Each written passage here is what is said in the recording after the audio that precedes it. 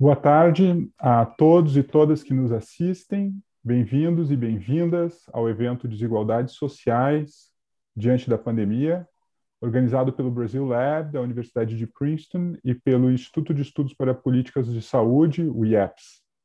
Meu nome é Miqueias Mug, sou historiador e pesquisador aqui no Brasil Lab. É um grande prazer ter vocês conosco hoje.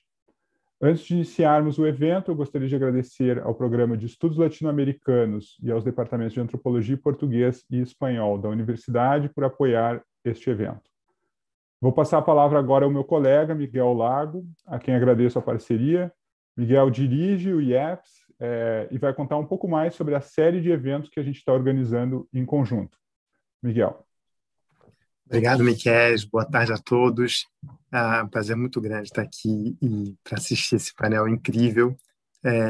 Essencialmente, a nossa ideia é justamente fazer 4 painéis para discutir o papel das ciências sociais durante a pandemia.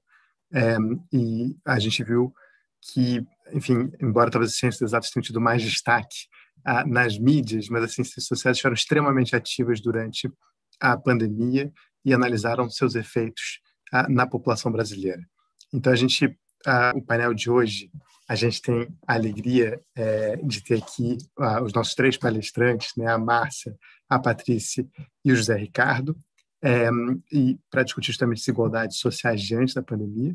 No painel seguinte, no segundo painel, que será na semana que vem, nós teremos o Rudy Rocha, da Fundação Getúlio Vargas, do IEPS, a Márcia Castro, da Universidade de Harvard, moderados pelo Tomás Fujiwara, da Universidade de Princeton, mapeando a capacidade do sistema de saúde, das respostas do sistema de saúde, né? Entender com essa infraestrutura que nós temos para enfrentar a pandemia. No painel 3, a discussão vai ser mais política, né? Então, o nome do painel é Autoritarismo Brasileira e a Propagação do Vírus. As duas panelistas serão a Deise Ventura, da USP, e a Gabriela Lota, da Fundação Getúlio Vargas, com a minha moderação. E o painel 4, nós traremos aqui os professores Marcos Cueto, da Fiocruz, e a Aparecida Vilaça, do Museu Nacional, moderados pelo grande João Bill, que é diretor do Brasil Lab e professor da Universidade de Princeton, para discutir perspectivas históricas e antropológicas da pandemia. Então, a gente sabe que, enfim, isso nem de perto exaure a quantidade extraordinária de cientistas sociais que estiveram pesquisando sobre a pandemia, mas pelo menos já dá uma pequena introdução a alguns trabalhos que foram realizados sobre a pandemia ao longo desse ano tão difícil para o nosso país. Vou passar a bola de novo para o Miquel. Então, como o Miguel já tinha comentado, nós temos conosco hoje 2 incríveis intelectuais brasileiras. Márcia Lima é professora do Departamento de Sociologia da USP e pesquisadora sênior associada do SEBRAP, onde ela coordena o Núcleo de Pesquisa e Formação em Raça, Gênero e Justiça Racial Afro-SEBRAP. Márcia estuda desigualdades raciais e relações raciais com foco em gênero, educação, mercado de trabalho e ações afirmativas. Patrícia Chu é professora do Departamento de Antropologia da URGS, atualmente é diretora da Associação Brasileira de Antropologia, a ABA, em que faz parte também da Comissão de Direitos Humanos. Patrícia desenvolve estudos sobre legibilidade, direitos humanos e políticas públicas nas áreas de deficiência, populações de rua, infância e juventude e população de idosos no contexto da pandemia do Covid-19. Meu querido colega e amigo José Ricardo Aires vai ser o nosso debatedor hoje. José Ricardo é professor no Departamento de Medicina Preventiva da Faculdade de Medicina da USP. Ele atua na área de saúde coletiva, com ênfase em atenção primária em saúde e humanidades em saúde. Nosso formato hoje é o seguinte: a Márcia e a Patrícia vão falar por 15 minutos cada. José Ricardo, então, vai direcionar questões e comentários para elas. Depois da réplica, nós vamos coletar perguntas da audiência e direcioná-las às panelistas. José Ricardo, Miguel e eu também vamos participar dessa conversa. Você que está assistindo de casa pode participar do nosso evento através do chat do YouTube, que já está aberto desde já. Eu consigo ver vocês já cumprimentando a gente. Então, bem-vindos e bem-vindas a todos. Márcia, é com você agora.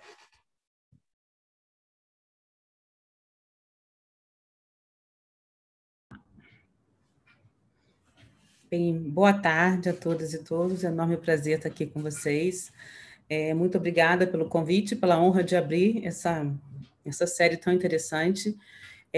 Realmente é muito importante a gente relatar, trazer para o debate o papel das ciências sociais na pandemia, porque acho que realmente a gente, ao longo dos últimos anos, né, principalmente dos últimos 5 anos, a gente vem sofrendo uma série de, diria, ataques, né, mas não só isso. O papel da ciência no Brasil tem sido muito contestado, né, e principalmente das ciências humanas. Acho que a gente está sofrendo isso na pandemia, né, mas igualmente, né, o lugar da ciência que tem sofrido determinado desvalorização, digamos assim, mas isso não é outros elementos. Eu também destacaria que são anteriores à pandemia, né? E isso é que a gente está vivendo no Brasil desde o começo da pandemia, é resultado de um longo processo de desinvestimento, de processos políticos, de decisões políticas, de investimento público, não só em ciência e tecnologia, mas também em saúde, e acho que isso tem efeitos, né, na maneira como o Brasil, como a pandemia chega no Brasil, né, e como a gente está gerenciando todo esse processo, né.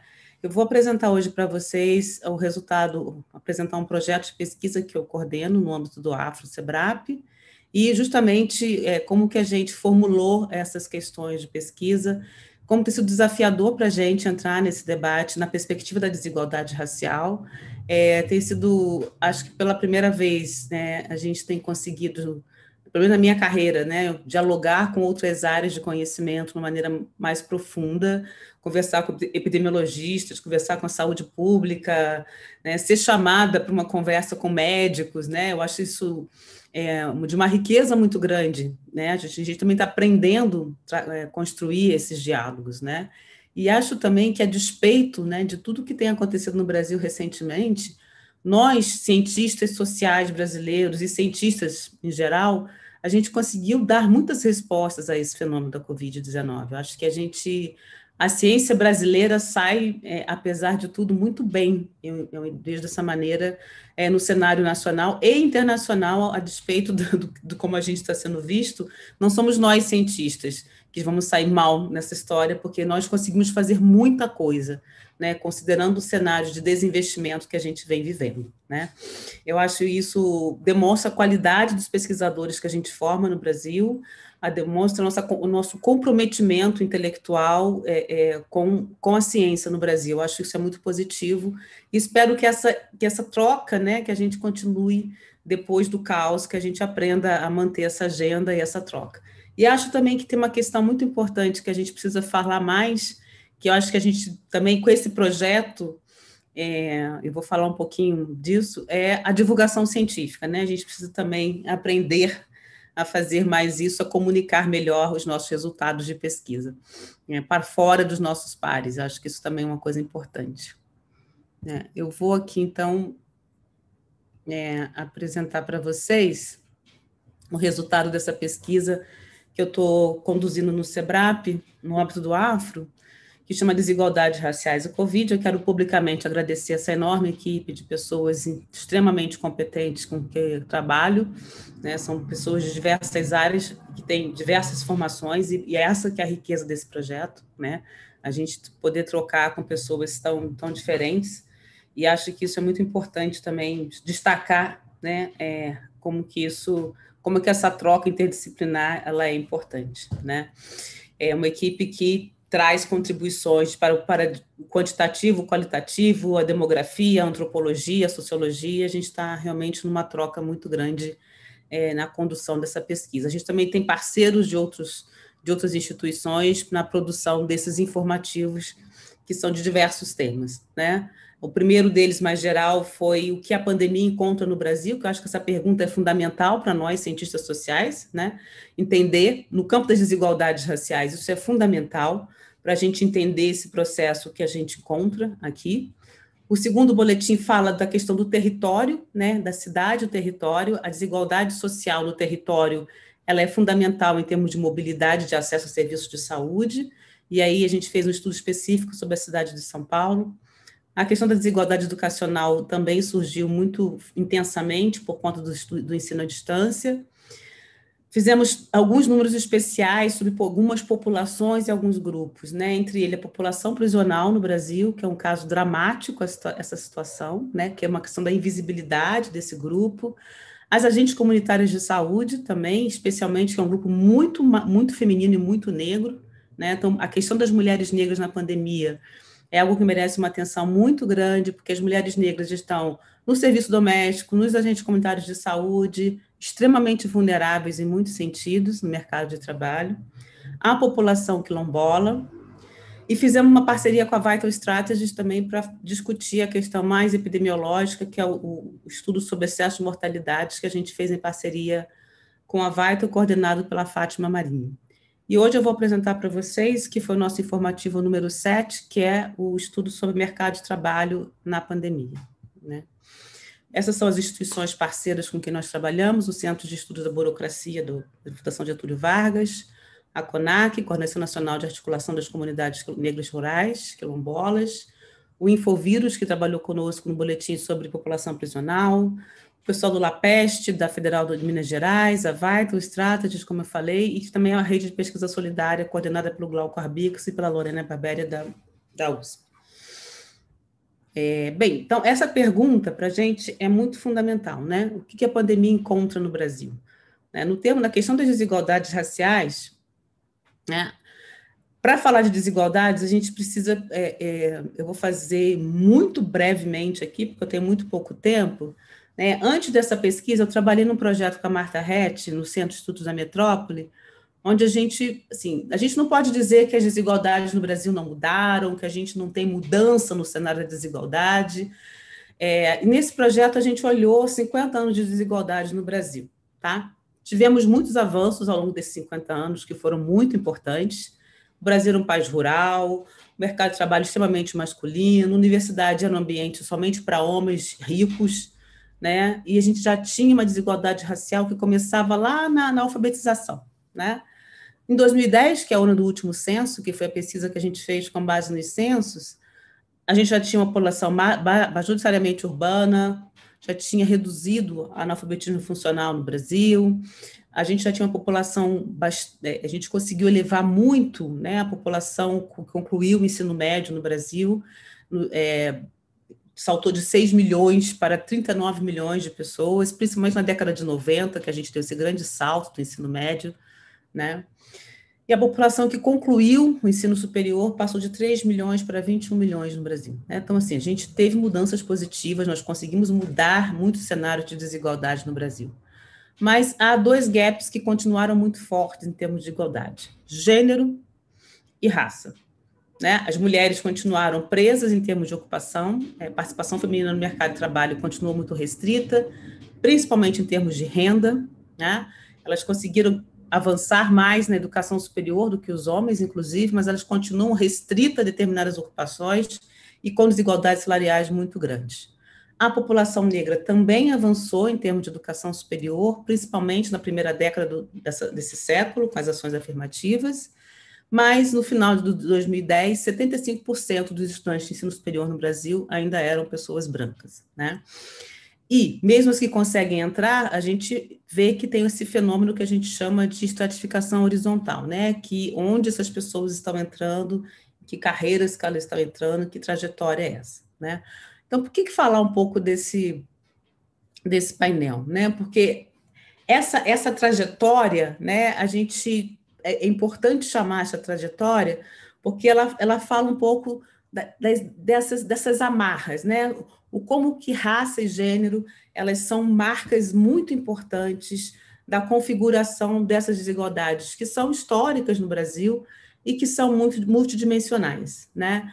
E nesse projeto eu organizei muito essa ideia usando o Goran Tebel um texto muito legal dele, que ele fala dessas diferenças, né? Por isso que a gente fala de desigualdades no plural, porque elas são multidimensionais, elas atuam de formas diferentes, e que ele chama de desigualdades vitais, né? Vital inequalities, que é uma tradução um pouco complicada de fazer para vital, mas é o que tem a ver com manutenção da vida, né? Com aquilo que da sua sobrevivência, né? que está a ver com a ideia da saúde e da longevidade, né? E a gente poderia dizer que a Covid-19 ela está ligada somente a esse aspecto, mas a gente vê que não, né? Ela envolve também a desigualdade material, ela envolve o acesso a bens e recursos, ela envolve a segregação territorial, né? Onde estão, por exemplo, os equipamentos de saúde, ela envolve educação, trabalho e renda, né? E ela envolve também uma desigualdade que ele chama atenção, que é a ideia da desigualdade de reconhecimento, né? Que implica na negação do igual reconhecimento e respeito pelas pessoas, né, supostamente diferentes e não desiguais, né? Que é quando a ideia de que o diferente se torna desigual, né? E aí a gente vê, por exemplo, a questão dos indígenas, dos quilombolas, da população de rua, né, da população prisional, essa invisibilidade que a pandemia trouxe para certos grupos, que é algo que está também relacionada a essa ideia da desigualdade de reconhecimento, né?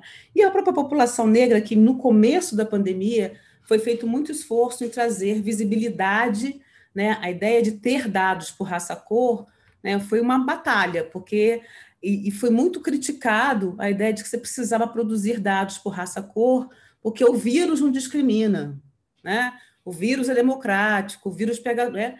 E a gente sabe que não é bem assim. Tanto é que você tem a discussão se é uma pandemia ou se é uma sindemia, né? Que é uma coisa que caracteriza especificamente alguns grupos. Então, no projeto, a gente trabalha com essa pergunta: o que a pandemia encontra no Brasil em termos de desigualdades e como é que a gente vai trabalhando esse aspecto ao longo do processo. Então, aqui eu vou trazer para vocês hoje um pouco o resultado desse informativo número 7, que a gente discutiu mais especificamente a questão de trabalho e renda, né? Aí, voltando para a pergunta, o que a pandemia encontra no Brasil?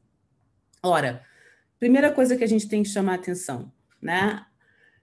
Estava mudando no Brasil já há algum tempo, como eu falei no começo, a participação dos negros, por exemplo, no ensino superior. Então, a ideia de que a população negra não acessa ensino superior, a ideia de que a população negra está fora do ensino superior, era algo que vinha mudando, né? Já estava melhorando a participação. A gente tem um dado sobre a proporção de chefes de família com ensino superior no Brasil. A gente vê que está, né, que esse é um quadro que vem mudando, né? Assim, começa a participar de forma diferente. Então, essa proporção, e o segundo gráfico mostra o crescimento acumulado desses grupos. A gente vê que pretos e pardos têm um crescimento maior do que brancos, e tem a ver justamente com as políticas que colocaram mais esses grupos no mercado de trabalho. A gente vinha mudando esse cenário, a gente começa a ter um ritmo menor dessas mudanças das desigualdades raciais. A partir de 2014 para 2015, esse ritmo começa a mudar, né? Então, políticas públicas importam para enfrentar desigualdades sociais e raciais, né? A pesquisa que a gente fez também no projeto do SEM era muito claro a importância que tinham as pesquisas nesse aspecto, né? Então, havia já essa mudança muito significativa de crescimento da participação da população negra. Então, assim, a ideia de que os negros não estão preparados para o mercado de trabalho, havia um processo em mudança, né? Só para chamar a atenção desse dado, né? O emprego doméstico, nós tínhamos começado uma redução da presença das mulheres negras no mercado doméstico. Por exemplo, as mulheres negras mais jovens, elas estavam saindo do mercado de trabalho, permanecendo na escola, né? Tinham mudanças importantes acontecendo no Brasil. Elas também começam a mudar nos últimos 5 anos para cá, e a projeção é que isso agora, com essa crise, esse dado vá degringolar totalmente de novo. Então, a PEC das domésticas estava melhorando as condições das que ficavam no mercado, né, tinha essa expectativa, mas a gente também sabia que havia uma redução da participação das mais jovens no mercado de trabalho, das domésticas, que é um campo de mais de 90% de mulheres, e uma significativa sobre-representação de mulheres pretas e pardas, né? Também havia essa mudança bastante positiva nesse cenário, né? Então, assim, só alguns exemplos aqui que eu não tenho como. Desemprego também, a gente teve uma redução muito importante do desemprego, mas que também, nos últimos 4, 5 anos, o cenário da desigualdade racial do desemprego voltou a subir de forma acachapante, né?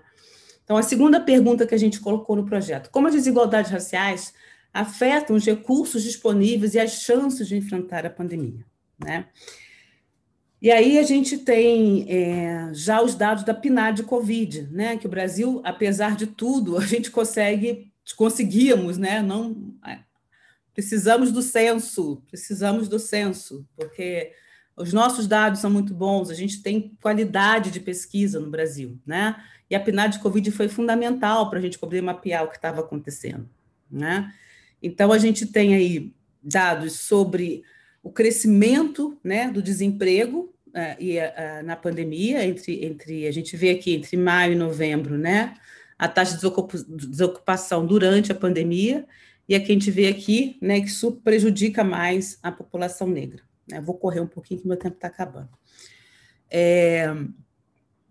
Redução de postos de trabalho. Quem foram os postos, né, onde houve maior redução de postos de trabalho? E aqui a gente tem doméstico sem carteira, privado sem carteira e doméstico com carteira. Foram as maiores perdas de trabalho durante a pandemia, né?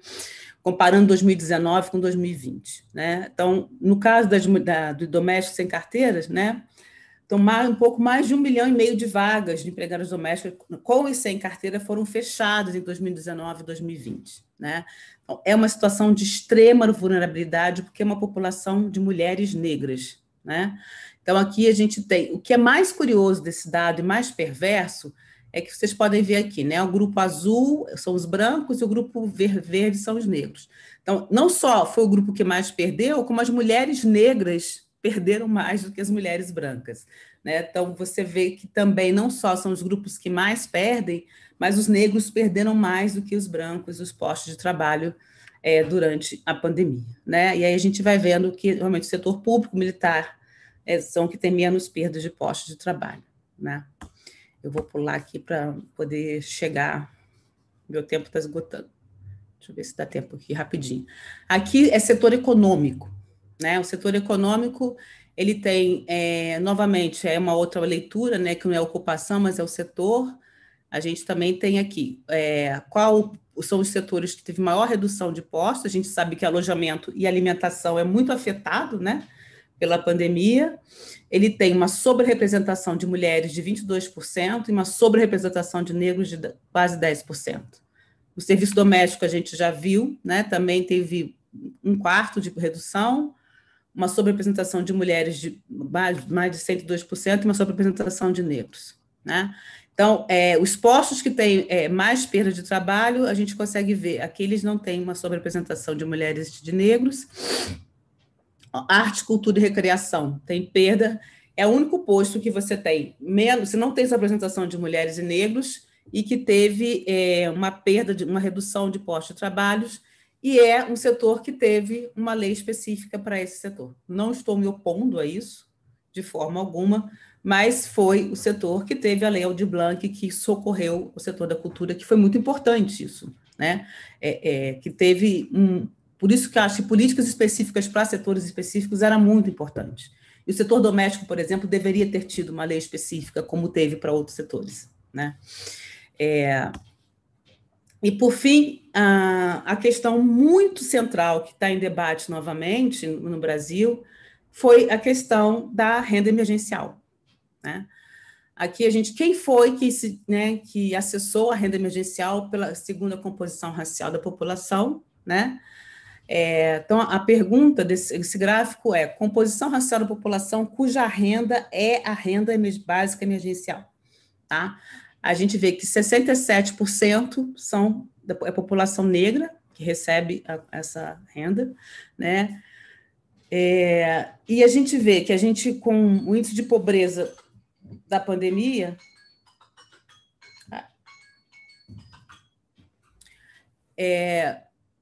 próximo, a gente está quase voltando para a década de 90 em termos de pobreza, o que é muito grave. Quem viveu os anos 90, o debate sobre pobreza nos anos 90, sabe qual é a gravidade disso, né? Então, 5% da população brasileira, no final de novembro, né, dependia da renda emergencial básica, né? E dentre eles, 67% eram negros, né? E aqui a gente tem uma simulação, né, do impacto da renda renda de emergência, né, da básica emergencial na taxa de pobreza, tá? Aqui em maio, que você tinha mais pessoas dependendo dela, e o dado em novembro, tá?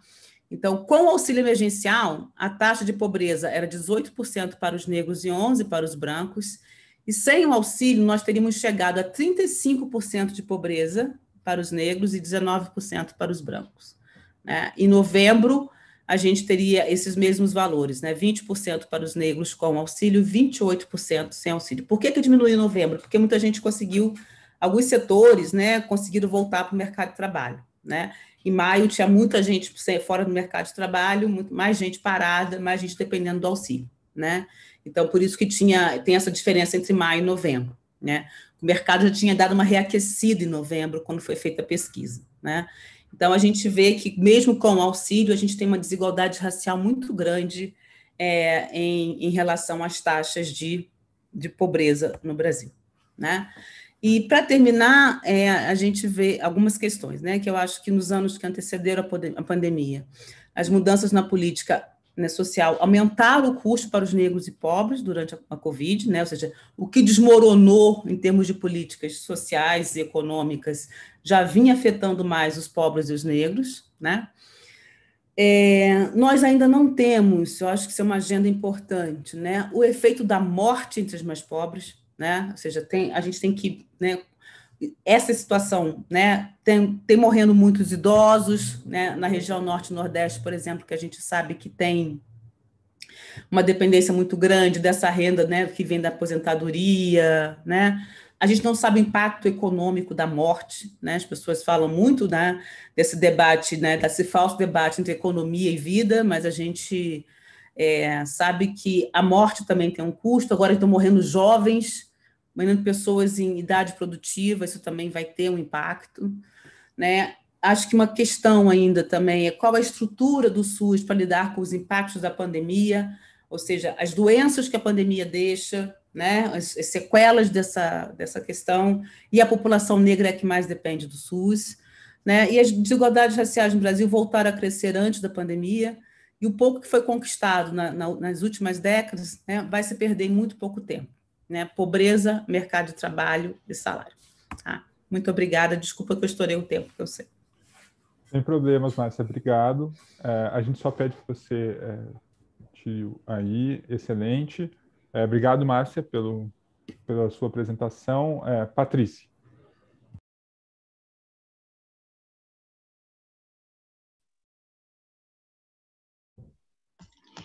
Então, eu queria também agradecer, né, inicialmente, essa oportunidade de estar aqui, dizer que eu estou muito contente, agradecer essa possibilidade de ouvir a Márcia, de estar com o José Ricardo, com o Miqueias, né, com o Miguel, saudar também o IESP, então, na pessoa do Miguel Lago, também o João Bill, que é uma pessoa muito querida e sempre muito inspiradora para mim, né, como diretor do Brasil Lab, e também queria inicialmente fazer um ato assim de solidariedade a todas as pessoas que foram afetadas pela pandemia aqui no Brasil, uma situação tremendamente triste, né, que deixaram saudade, principalmente essas que deixam saudade, essas pessoas mortas e que deixam familiares, amigos. Então, eu queria também dar visibilidade para essa dor, porque estamos aqui no Brasil também com uma luta para inscrever essas dores, né? Essas dores e esses sofrimentos. E um pouco do que eu vou falar aqui hoje também é relacionado a essa dimensão, né? E fico muito contente, então, de ser possível trazer algumas reflexões que eu tenho realizado a partir das minhas pesquisas sobre políticas e práticas de elegibilidade para as pessoas em situação de rua no Brasil, em conjunto também com uma equipe de pesquisadoras, de pesquisadores, principalmente dois alunos, estudantes, doutorandos, né, em antropologia social da Universidade Federal do Rio Grande do Sul, onde eu trabalho, que são Calvin Furtado e Caroline Silveira Sarmento, que têm contribuído muito nessas reflexões e nesse engajamento com o movimento social, com o jornal Boca de Rua, e também nas pesquisas da área, né? Eu queria dizer que, além desse engajamento mais específico sobre população de rua, eu também faço parte atualmente de uma rede importante com relação ao estudo, às pesquisas sobre a pandemia da Covid-19 no Brasil, que é a rede Covid-19 Humanidades MCTI, que é coordenada, né, nacionalmente pelo professor Jean Segata, da Universidade Federal do Rio Grande do Sul, e que congrega uma rede bastante importante de pesquisadoras e de pesquisadores da Fiocruz, da UFSC, da UNB, da Unicamp, da UFRN e da UNDAV, né, que tem esse objetivo de compreender os impactos, né, da pandemia em relação aos profissionais de saúde e às populações em situação de vulnerabilidade. Especialmente nessa rede, estou trabalhando junto com uma equipe maravilhosa, que está agora, já sei que está assistindo aqui também, e que tem uma parceria importante da professora Séries Victora, da URGS, Mona Lisa Siqueira e muitos outros pesquisadores. A gente está interessado em entender, então, essas infraestruturas de cuidado, né, que importam nas práticas de proteção e prevenção à pandemia entre a população de idosos.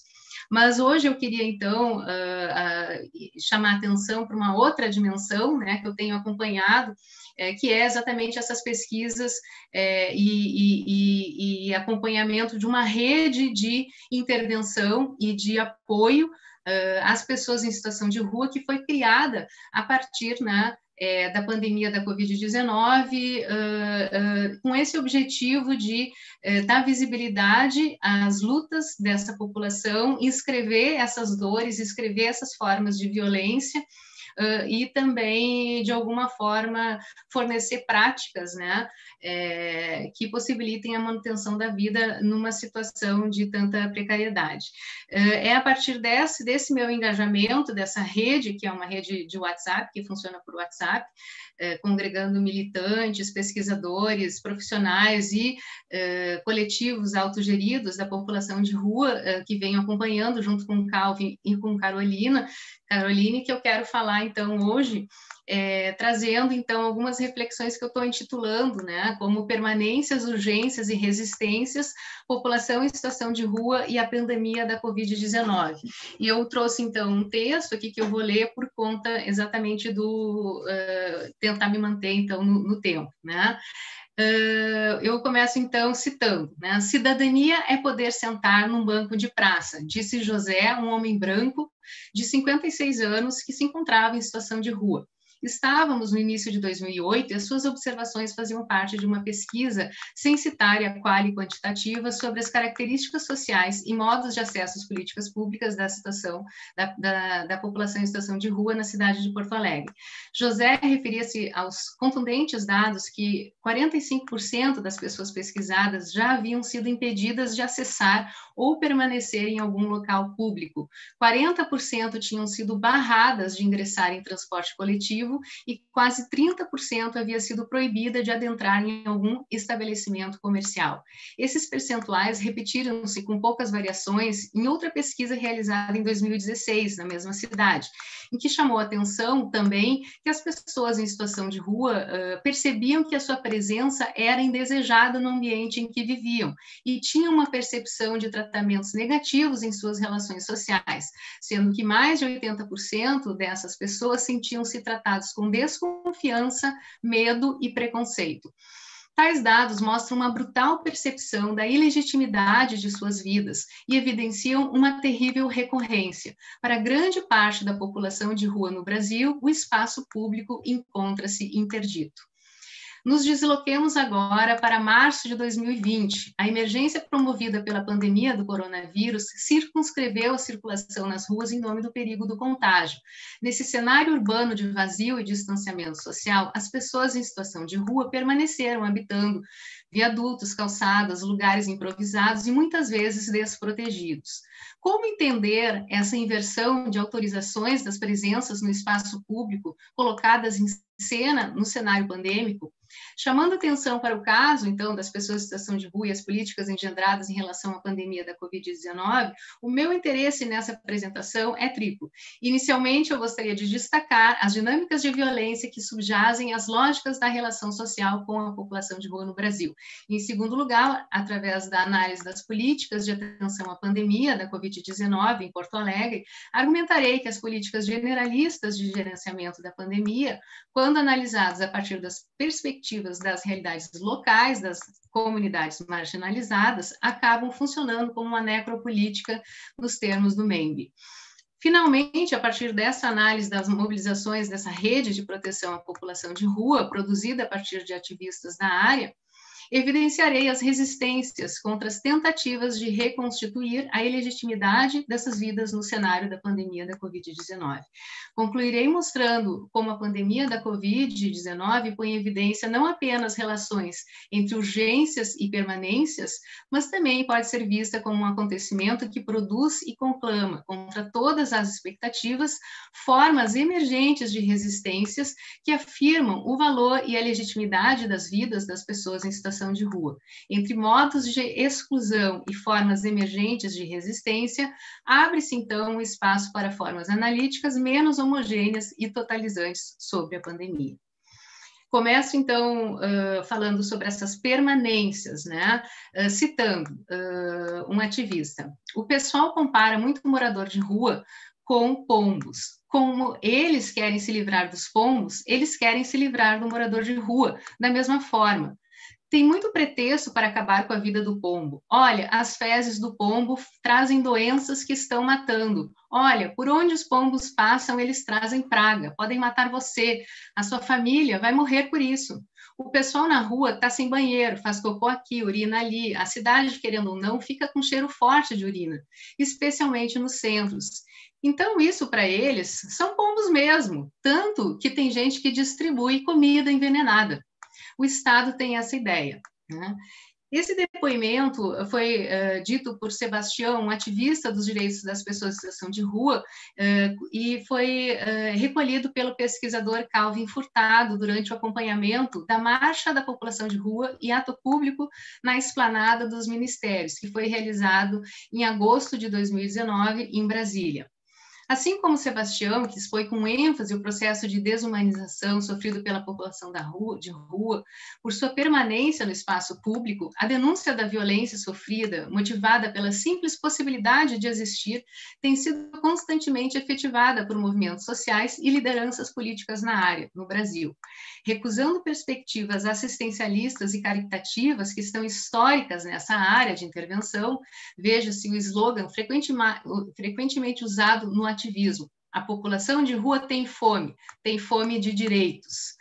O Movimento Nacional da População de Rua foi criado a partir do massacre da Sé, em 2004, quando 7 pessoas foram brutalmente assassinadas e 6 ficaram com sequelas irreversíveis, apenas porque estavam dormindo em frente à Igreja da Praça da Sé, no centro de São Paulo. Desde sua criação, o movimento vem reivindicando o direito à permanência no espaço público e o acesso às políticas públicas. Em anos recentes, também tem denunciado com veemência frequentes ações de extermínio frente à população em situação de rua e a negligência estatal na prevenção e apuração dos crimes realizados contra pessoas em situação de rua. Uma população que no Brasil, em sua maioria, é composta por homens negros extremamente vulnerabilizados socialmente em termos de acesso ao trabalho, vínculos relacionais e também ao acesso às próprias políticas de saúde. Manifestações coletivas como marchas, audiências públicas e vigílias em relação aos mortos têm reivindicado a inscrição política das violências sofridas a partir da vida nas ruas. Tais eventos reforçam a noção de que, mesmo abarcando um número crescente de pessoas, segundo o Cadastro Único do governo federal, havia em fevereiro de 2020 em torno de 446.802 pessoas em situação de rua no Brasil, e sendo alvo de programas e políticas para sua atenção, como a Política Nacional da População em Situação de Rua, implementada desde 2009, as percepções sobre as formas de vida estão longe de afirmarem a legitimidade social e política da vida nas ruas. Essa não é uma realidade brasileira, e o pesquisador Patrick Gaboriau, antropólogo que estudou as dinâmicas das pessoas sem domicílio em Los Angeles, Paris e Moscou, aponta uma recorrência entre as condições de existência da população de rua que varia entre assistência e repressão, amabilidade e culpabilização, o que coloca as pessoas em situação de rua enquanto uma população extremamente vulnerável social e politicamente. Em tempos da pandemia da Covid-19, essa situação de vulnerabilidade social e política dificulta o acesso às políticas de prevenção à contaminação e faz com que essa população fique à margem das políticas generalistas, as quais uniformizam o risco, excluem as desigualdades das condições de vida e focam-se no combate às ameaças biológicas no vírus. Como apontei em texto escrito com Séries Victor e Monalisa Siqueira, a gestão da pandemia no Brasil tem sido realizada por estratégias baseadas fundamentalmente em 3 controvérsias. A primeira controvérsia em torno do perigo da pandemia e questionamento sobre dados científicos de informações sobre fármacos e vacinas. A segunda, controvérsias em relação à necessidade de políticas de distanciamento social, adotadas por certos governadores e prefeitos e combatidas veementemente pelo governo federal. A terceira, controvérsias em relação às prioridades das políticas econômicas ou as políticas de saúde, discursivamente constituídas como opostas. O que chama atenção nessas estratégias, de um lado, é a sua heterogeneidade em termos de posições e possibilidades de gestão, as quais produzem um cenário de incerteza e desconfiança, cenário esse propício para, no que se refere à população de rua, haver a produção de inúmeros rumores, como, por exemplo, de que o álcool em gel e as máscaras distribuídas estariam contaminadas. Mais do que pensar em termos de realidade em oposição à imaginação, prefiro tomar tais narrativas como modos de inscrição pública dos perigos na vida das ruas, das desconfianças em relação às doações de bens e das formas estatais de produção e invisibilidade das violências, já explícitos nas narrativas de envenenamento de pessoas vítimas de doações de alimentos em cenários anteriores à própria pandemia, como, por exemplo, a narrativa do Sebastião nos afirmou, ou nos boatos das mortes de pessoas e ocultação de cadáveres por agentes da própria polícia, bem como do recolhimento coercitivo das pessoas em situação de rua em barracões em cidades periféricas a Porto Alegre no período da Copa do Mundo de 2014. Todas elas narrativas que denunciam a violência e as tentativas de extermínio da população de rua, os quais ressurgem em novas formas nesse cenário de incerteza e medo produzido pela pandemia. De outro lado, também chama atenção no conjunto das estratégias de gestão da pandemia no país o caráter uniformizante e generalista das medidas em relação à distribuição dos riscos. À exceção das populações de idosos, constituída como grupos de risco preferencial da pandemia a partir de uma ênfase no corpo orgânico compreendido unicamente pelo viés etário, há pouco espaço para o dimensionamento das desigualdades presentes nas dinâmicas de vida de populações específicas. A maior parte das políticas postas em prática no Brasil excluiu sistematicamente as desigualdades de acesso às infraestruturas de cuidado e negligenciou as realidades locais das populações marginalizadas, como as pessoas em situação de rua. A pandemia da Covid-19 é um espelho da desigualdade, como vários outros pesquisadores já falaram. Se isso é verdade, é importante compreender que o seu combate implica necessariamente enfrentar uma urgência, o aparecimento da Covid-19, e uma permanência, a desigualdade entre as condições de vida de indivíduos e populações. É nesse relacionamento entre urgências e permanências que percebo ter sentido utilizar a ideia da pandemia da Covid-19 como um evento crônico agudizado, tal como Paul Farmer propôs para a análise do terremoto no Haiti, o qual acentuou ou vulnerabilidades e violências estruturais, ora presentes na sociedade haitiana. Noção também retomada por muitos artigos recentes sobre o tema, como os de João Bill, como o de Anderson Joseph e Federico Neighbor, para o caso do Haiti, né? Levar em conta essa associação entre urgências e permanências implica reconhecer que as biopolíticas generalistas podem ser necessárias, mas são insuficientes para proteger populações marginalizadas. No caso da população de rua em Porto Alegre, a política generalista da gestão da pandemia pode ser percebida como uma necropolítica, nos termos propostos por Membe. Chamar a atenção para a noção de necropolítica em face da pandemia do novo coronavírus é importante não apenas porque enfatiza o caráter relevante das políticas na produção da vida e morte, mas também porque oportuniza reflexões acerca da própria constituição da relação entre soberania, comunidade e política. Tal como sugere Membe, as teorias normativas da democracia tomaram como expressão máxima da soberania a produção de normas gerais por um corpo composto por homens e mulheres livres e iguais, capazes de autoconhecimento, autoconsciência e autorrepresentação. Ao contrário, a proposta de Membe está dirigida às considerações de categorias de política menos abstratas do que razão, como a verdade do sujeito, destacando a centralidade das definições em torno das políticas de vida e morte de populações. Quando direcionadas à análise das formas globais de gerenciamento da pandemia, percebemos o quanto as teorias normativas da democracia podem estar subjacentes aos modelos nacionais para o seu enfrentamento. Carlo Kaddoff, escrevendo sobre a gestão global da crise da pandemia do novo coronavírus, salienta que, apesar da ênfase que a OMS manifestou nas testagens, no sucesso inicial que a Coreia do Sul e a Alemanha tiveram na contenção ao contágio do vírus a partir dessa estratégia, a maior parte dos países considerou a testagem uma baixa prioridade e apostou numa versão mais rígida do modelo chinês regionalizado do lockdown. Tal versão trabalhava a partir da generalização de riscos e uniformidade da população-alvo, tornando-se a norma internacional de gerenciamento político da pandemia, diz Kaddoff.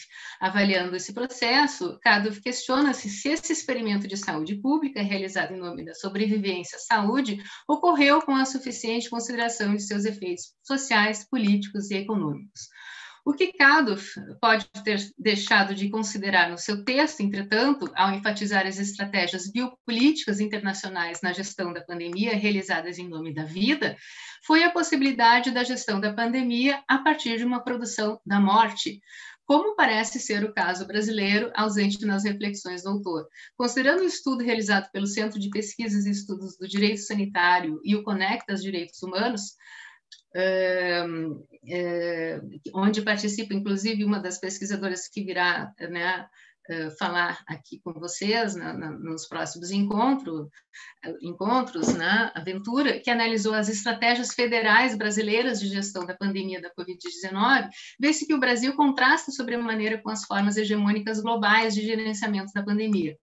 Sem investir na testagem e na vacinação e contrapondo-se tanto aos lockdowns regionalizados quanto aos mais totalizantes, o governo brasileiro incentivou a propagação do vírus, diz esse estudo, numa tentativa de promover a imunidade coletiva e diminuir os impactos à economia do país através de estratégicas de gestão que envolveram a propaganda contra a saúde pública, o combate às propostas de determinados prefeitos e governadores que buscavam conter o vírus e a atuação normativa baseada em decretos que ampliaram as definições de serviços essenciais e em vetos às leis que visavam conter a disseminação do vírus.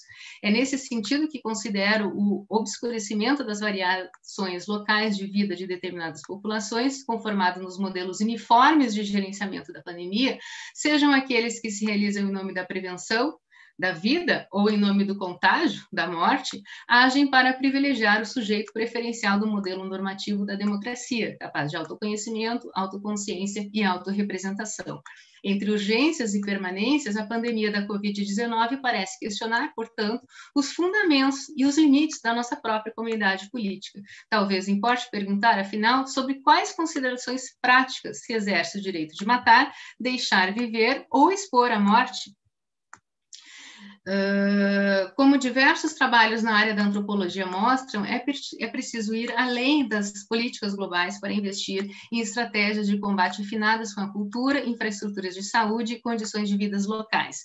Nesse sentido, recupero aqui a importante noção de descolonizar a pandemia, já trazida num texto de João Bill e também num artigo que eu, Jean Segata, Séries Victora e Arley Damo escrevemos para apresentação da revista Horizontes Antropológicos, que está saindo agora, nesse mês, número temático Antropologia de uma Epidemia. Fundamentalmente, tal noção implica, de um lado, ir além das perspectivas vírus-centradas e dos modelos globais que privilegiam soluções uniformes, com poucas relações com as variedades locais. De outro lado, significa engajar-se criticamente sobre formas de conhecimento e intervenção que reproduzem e invisibilizam mecanismos de exclusão, bem como colocar em evidência formas emergentes de política de cuidado e de resistência que podem ser mecanismos eficazes de enfrentamento à pandemia. É nessa direção de privilegiar essas relações locais e as linhas de exclusão, mas também esses mecanismos de existência que eu falo brevemente aqui, porque meu tempo já esgotou, né, nessa rede de atenção à população de rua formada por ativistas, pesquisadores e trabalhadores, né? Eu vou salientar o quanto que essa rede, ela inscreve uma memória coletiva de mobilização e de resistência política e além, é lógico, de distribuição, né, de doações de roupas, alimentos e materiais de higiene que importa considerar. Uma das questões importantes que essa rede também produziu foi exatamente um plano, né, de contingenciamento da pandemia do coronavírus para a população de rua em Porto Alegre, que consistiu numa série de orientações práticas destinadas ao poder público com fins de proteção à população de rua. A primeira dessas medidas era exatamente o deslacre de torneiras que existiam em praças públicas fechadas desde o momento da declaração da situação de emergência sanitária. Em relação aos banheiros públicos, houve a solicitação de abertura dos espaços nas diferentes regiões, com oferta de chuveiro, materiais de higiene, contratação de equipes de limpeza e manutenção desses espaços. Vários ofícios de diversos grupos de ativistas foram encaminhados ao prefeito e houve, inclusive, a abertura de uma ação civil pública pela Defensoria Pública do Estado, em conjunto com a Defensoria Pública da União e o Ministério Público Federal, para que fosse elaborado um novo plano de contingência à população de rua na cidade. Entretanto, apesar desses esforços, né, a Prefeitura não permitiu a abertura dos banheiros públicos e das pias, impossibilitando, então, a higienização e cuidado de população de rua. A resposta foi, nesse episódio, de público-alvo a ser protegido, a população em situação de rua foi constituída como um possível foco de contágio. Situados em uma encruzilhada necropolítica, as pessoas em situação de rua foram entendidas não como um grupo de risco a ser protegido do contágio, tendo em vista as suas suscetibilidades sociais e políticas, mas como um fator de risco no sentido de disseminação do coronavírus para o restante da população. Entretanto, eu vou finalizando, as fatídicas pias portáteis foram, enfim, teimosamente instaladas por um grupo filantrópico em 10 espaços públicos, como viadutos e praças da cidade, em abril de 2020, sem a anuência do poder público municipal. Apesar de toda a insistência dos ativistas, a Prefeitura Municipal se manteve convicta e não concordou com a liberação dos acessos à água. Foi necessária a contratação de um caminhão-pipa por parte da organização filantrópica e a improvisação de um sistema de reservatórios para o funcionamento dos lavatórios, que, entretanto, não se sustentaram como práticas de longa duração, passando a não mais existir a partir de junho de 2020. Concluo dizendo, em sua permanência efêmera, as pias portáteis existiram na cidade tal como um monumento do irreconciliável, a conquista de um importante processo de resistência política que afirmou o valor e a legitimidade das vidas das pessoas em situação de rua em meio à árdua tentativa de sua obstrução pelo poder público. Obrigada também, desculpem ter passado um pouco tempo. Sem problema, Patrícia. Muito obrigado. Agora a gente vai ouvir os comentários e perguntas do José Ricardo. Lembrando que o nosso chat está aberto, então se vocês têm perguntas para a Márcia ou para a Patrícia, por favor, utilizem o chat no YouTube. José Ricardo. Ok. Em primeiro lugar, agradecer ao Miqueias, Miguel, ao Brasilab, o convite para estar aqui, ter esse privilégio, né, de ouvir Márcia e Patrícia com as suas colocações tão importantes, tão relevantes. E eu queria chamar a atenção de imediato para um aspecto que eu acho que atravessa as duas falas, não é? A ideia de um evento crônico agudizado, não é? Quer dizer, acho que tanto Márcia quanto Patrícia, Márcia enfocando a questão das desigualdades raciais e na sua interseccionalidade com as questões de gênero, e Patrícia, especialmente as populações de rua, né, como eram situações que já vinham se colocando como um desafio, né, na direção da garantia dos direitos humanos e da justiça social, né, e que a epidemia tornou mais agudizada, né, e nessa agudização, claro, né, trazendo enfim, um novo cenário, né, novos desafios, tá certo, que nos permitem caracterizar mesmo a pandemia não apenas como uma crise sanitária, mas uma crise humanitária, não é? Porque as populações, então, estão sendo precipitadas num plano de maior desigualdade e de maior dificuldade de acesso às formas de proteção, né? Um outro aspecto também que eu acho que perpassa as duas falas, né, e que foi especialmente enfatizado pela Patrícia agora, né, que é a questão da universalidade, né, da resposta à pandemia, né?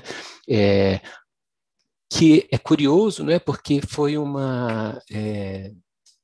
enfim, nós tivemos, do ponto de vista histórico, nós tivemos uma experiência muito recente, né, com a pandemia também de HIV/AIDS, né, e um dos grandes aprendizados dessa pandemia anterior, da HIV/AIDS, foi a inoperância dessas estratégias de caráter universal, né, e profundamente ancoradas no aspecto vírus-centrado, né, e comportamental, né? Então, é bastante aflitivo a gente ver hoje, por exemplo, não é, toda a propaganda, não é, seja oficial, seja na mídia, né, em relação ao uso de máscaras, responsabilidades individuais, não é, mas, por exemplo, obrigando as pessoas a se amontoarem de manhã e à tarde, todos os dias, nas grandes metrópoles, não é, para irem aos seus trabalhos, para garantir a sua sobrevivência, não é, onde, então, a exposição, né, é muito maior, não é? Então, nesse sentido, eu queria provocar, né, as nossas expositoras nessa direção, né? Quer dizer, tudo que nós aprendemos sobre a questão da vulnerabilidade como quadro de referência para pensar o conjunto das relações sociais, das diferentes inserções dos diferentes sujeitos, para entender os processos epidêmicos, não é? As suscetibilidades, os caminhos, não é, de propagação, não é? Tudo isso foi deixado de lado, não é? Quer dizer, as políticas públicas não têm considerado isso, né? Então, a única definição um pouco mais próxima disso foi de grupo de risco de idosos, né? Mesmo assim no sentido de proteger um determinado grupo populacional para que, digamos, eles não precisassem usar os serviços de UTI, os serviços hospitalares, né? O que não é injusto, o que não é inadequado, né? Mas que é certamente insuficiente, né? Especialmente quando a gente pensa em termos da dinâmica da epidemia, né? Tanto na perspectiva da testagem, quanto na perspectiva da organização das ações de prevenção, dos suportes vários que eram necessários para enfrentar a multidimensionalidade, né, dessa pandemia, né? Não se usou nenhum desses critérios, né? E o que a gente viu foi, então, se repetindo vulnerabilidades que já existiam antes, naquela direção de que mais chamou atenção, né, sindêmica, né, onde então os mesmos grupos são afetados por diversos problemas e que aparecem, né, evidentemente nos indicadores, né? Márcia falou dos diferenciais de mortalidade, né? A gente teve recentemente também pesquisas de soroepidemiológicas, né, na cidade de São Paulo, né, mostrando já foram 3 ondas, né, de cortes de soroepidemiologia. Em todas as 3 ficou evidente, né, uma maior prevalência da infecção nas populações negras, né, chegando a ultrapassar o dobro de populações não negras, né. Então é de fato desafiador, né. E eu acho muito importante uma coisa que Márcia falou, não é, que essas coisas que, então, essas crises geram também oportunidades, né, desse diálogo entre ciências sociais e o campo da saúde, né? As contribuições que as ciências sociais podem trazer para a gente, tanto na perspectiva de compreender essas dinâmicas populacionais mais amplas e essas relações estruturais de desigualdade, né, como em certas minúcias mais do micro, né, do cotidiano dessas pessoas, né.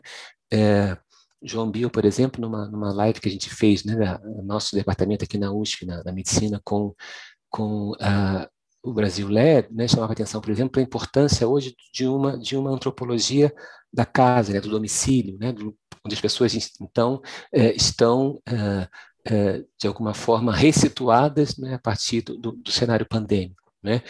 Ficar ou não ficar em casa de que forma, a relação disso com as situações de violência e de transtornos mentais, enfim, de tudo que está vindo junto com essa pandemia, né? E aí eu tenho uma curiosidade de ouvi-los um pouco mais também em relação a isso, quer dizer, embora a contribuição potencial das ciências sociais seja enorme, sempre, né, no campo da saúde, mas nesse momento acho que é também uma situação crônica agudizada, a necessidade da gente na saúde dialogar com as ciências sociais, né? Mas como que num cenário de retrocesso da ideia de direitos sociais, né, de direitos humanos, de políticas públicas que tentam minorar desigualdades sociais, né? Como fica a receptividade, né, de gestores, né, e de formuladores de políticas a essas contribuições, como vocês têm sentido isso, né? A gente viu no campo da saúde coletiva, por exemplo, né, que faz uma interface importante com as ciências sociais humanas, né, como a gente não teve, a gente que eu digo, os pesquisadores dessa área, né, de ciências sociais e humanas em saúde, né, condição de competir nas agências de fomento por recursos para produzir pesquisas, né, que não tivessem um caráter biomédico, né? Essas pesquisas não são desimportantes, mas a exclusão, não é, desse outro ramo de pesquisa foi também um fator que me chamou a atenção, não é? Então, tanto em relação aos formuladores de política, como em relação ao acesso aos recursos, né? Como é que vocês veem essa possibilidade, né? E o cenário atual, né? Finalmente, como segundo grupo de questões, né, quando a gente examina a questão da vulnerabilidade, né, que a gente aprendeu, né, da epidemia de HIV/AIDS, né, dois aspectos se mostraram muito importantes lá, né, e que me parecem que estão sendo pouco valorizados nessa nossa experiência atual. Eu queria ouvi-los também um pouco sobre isso, né. Um foi o elemento de dar voz e participação aos sujeitos mais afetados, né, pela doença, pela infecção, pela pandemia, né? Uma das características que foram importantes para produzir uma resposta positiva, no caso brasileiro, à epidemia de HIV/AIDS, foi um rápido estabelecimento de diálogos, né, entre representantes da sociedade civil e os formuladores de política, né? Como é que vocês veem isso nesse momento, a possibilidade disso acontecer e em que medida está acontecendo em relação às populações que vocês trabalham, né? A outra questão é um aspecto também que o quadro da vulnerabilidade trouxe muito fortemente, que é a preocupação com a dimensão programática, né? Quer dizer, a gente sabe que o contexto social, mesmo quando muito desfavorável, ele pode ser, de alguma forma, mitigado nos seus problemas por uma ação programática mais efetiva, né? E como é que vocês veem, então, a questão do acesso, né, dessas populações, né, da população negra e, no caso da Patrícia, da população de rua, a uma resposta programática adequada, não é? Me parece ser um dos grandes obstáculos, né? E que, então, eu queria ouvi-los um pouco mais sobre isso, especialmente quando a gente considerar, né, como o Márcio chamou a atenção, né, de que ainda que o número de infecções comece a cair, o número de mortes, né, vai haver aí ainda uma consequências, né, tanto do ponto de vista social, né, pelo impacto das mortes nas famílias, né, como, muito particularmente no caso da vulnerabilidade programática, da questão das sequelas, né, como conseguir dar conta, não é, especialmente nas populações já mais desigualmente assistidas pelos serviços, não é, desse desse problema, né, das sequelas, né? Era isso como uma provocação, e também estou muito curioso de ouvir as manifestações aí do nosso público. Obrigado, José Ricardo. Então, talvez a gente comece na ordem das apresentações, primeiro a Márcia e depois a Patrícia. Claro, se vocês quiserem intervir, podem só tirar do mudo e participar da conversa também. Obrigada, adorei te ouvir, Patrícia. Acho que muitas coisas em comum nessa trágica experiência que nós estamos vivendo no Brasil nesse momento. Eu acho muito interessante essa ideia da universalidade da resposta e a inoperância dessas estratégias, né? Eu acho que isso é uma discussão super interessante, porque isso enfrenta um problema que o debate sobre ação afirmativa sempre enfrentou, né? A ideia de que a gente não pode ter respostas específicas e que nós temos que ter respostas universais, né? Como se propor isso, né, fosse uma ideia de violar o princípio da equidade, violar o princípio e quem trabalha com saúde da população negra sabe o quanto que esse diálogo, por exemplo, dentro do SUS foi sempre muito difícil, porque a ideia de que o SUS é um programa universalista e que ter um programa integral da população negra era violar o princípio universalista do SUS, por exemplo, né? Isso sempre foi uma discussão muito forte. Quem trabalha com esse tema acompanha essa questão. Só que quem faz pesquisa dentro do sistema de saúde, por exemplo, né, uma das pessoas da equipe, né, a Jaciane Milanese, faz pesquisa sobre isso, tem muitas pessoas que estudam, fazem etnografia dentro do programa de saúde, que trabalham com dados sobre isso, né? O debate sobre racismo institucional, sobre atendimento, né, sobre número de consultas, sobre tempo de consulta, né, dentro dessa estrutura, sabe que a gente tem desigualdades raciais de atendimento dentro do sistema, por exemplo, né?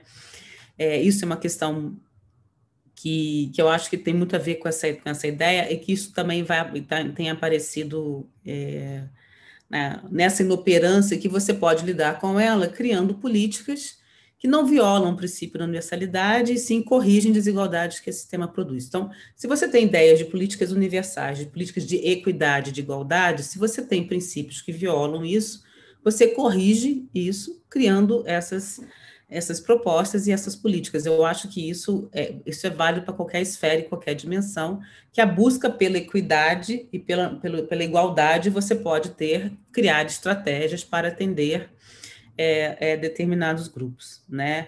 Então, eu acho que isso é uma questão super desafiadora e todas as vezes que sai alguma matéria dessa pesquisa que eu faço, e a gente tem tido bastante recepção na mídia do nosso trabalho, eu parei com esse hábito desagradável de ler comentário de matéria de jornal, mas de vez em quando você vai lá dar aquela espiadinha assim, né? Que absurdo, que bobagem, que matéria é essa, que pesquisa é essa, né? O vírus não é racista, agora estão dizendo que o Covid é racista, né? Assim, então, é sempre essa ideia de que a gente está criando problema onde não tem, né? Então, eu acho que é necessário, sim, porque as estratégias que a gente vê, por exemplo, eu acho que tem uma questão fundamental, que é a maneira onde estão os equipamentos de saúde das cidades, das grandes cidades. Onde eles estão alocados, quais os recursos que eles têm, né? Na cidade de São Paulo, o nosso informativo número 2, ele fala justamente disso, da distribuição dos equipamentos de saúde na cidade de São Paulo, e o Caio e o Uri, que fizeram a pesquisa, eles usaram os dados de pesquisa de deslocamento na cidade, né, pesquisa de origem e destino, e a gente padronizou, né, o tempo que uma pessoa leva de transporte público, né, em horário de pico, assim, a gente padronizou o máximo que a gente pôde para se deslocar do seu local de moradia para um desses equipamentos de saúde. A gente sabe, obviamente, que a classe média, a classe alta não se desloca de transporte público em horário de pico. Mas a gente, até para universalizar, digamos assim, né, as condições, cara, é o triplo quase, 20 minutos uma hora outro, né? Então, a gente fez esses testes usando a estrutura do sistema público, e mesmo quem mora, né, que São Paulo não tem muito isso, mas, por exemplo, você tem pessoas mais pobres vivendo em áreas que têm mais estrutura, essas pessoas demoram mais, porque você tem o transporte público, o tempo de deslocamento, né? Por exemplo, estou pensando aqui, não dá para falar, só para quem mora em São Paulo, talvez, Paraisópolis, que fica dentro do Morumbi, né? Então, é diferente você se deslocar dessa maneira, né? Assim, as situações de deslocamento, elas têm a ver... então, tudo envolve, né? Assim, então, o transporte é público, né? Qualquer pessoa pode pegar. Mas onde estão o transporte? Como que funciona a rede, né, de transporte coletivo? Onde estão colocados, né, os equipamentos de saúde? E como é que essas pessoas se deslocam pela cidade? Então, tudo está, de uma certa maneira, né, essa inoperância, né? Então, o transporte público na pandemia foi um agravante enorme, não só de contágio, como de acesso à saúde. Por que raios não teve o hospital de campanha nas periferias? É uma pergunta, assim, é um tipo, no Pacaembu tem um hospital de campanha? Entende? Coisas dessa lógica, né, de você... são essas questões que eu acho que a gente sempre vai se deparar com... Então, acho que, sim, temos que lidar. Situações de desigualdades exigem políticas diferenciadas, políticas para lidar com situações de desigualdade. Senão a gente não tem jeito, porque senão a gente produz políticas que vão gerar mais desigualdades. Se a gente não lidar com essas desigualdades, que têm marcadores de raça, gênero e território, a gente vai criar políticas universais que vão produzir mais desigualdades, né? Isso, a gente tem muita literatura, muita pesquisa que demonstra isso para a gente.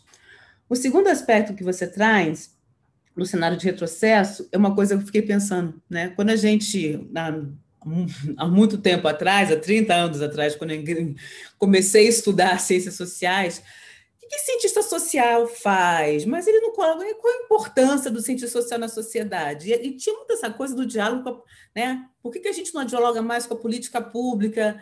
E quando a gente começou a construir nessa aproximação maior, né? Dessa aproximação com gestão, com formação, com diálogos, né?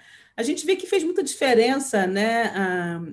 Em alguns governos que têm mais sensibilidade a essa conversa. Eu participei muito desse diálogo com governos, né? Já há algum tempo, no passado, né? Eu acho que aí são dois níveis, né? Eu acho que no nível do burocrata que está realmente na ponta, ele tem mais sensibilidade para essa conversa do que na estratégia do político, né? Da estratégia sei lá, do que está na gestão nomeado, ou quem está no dia a dia, que sabe, quando a gente faz pesquisa, que a gente vai para dentro desses espaços, que a gente lê, que a gente dialoga, que a gente entrevista, que a gente conversa, as pessoas que estão ali, dependente do governo que está no poder, eles têm mais sensibilidade para o que a gente traz como resultado de pesquisa e como possibilidade de diálogo do que quem está realmente ali de passagem, né?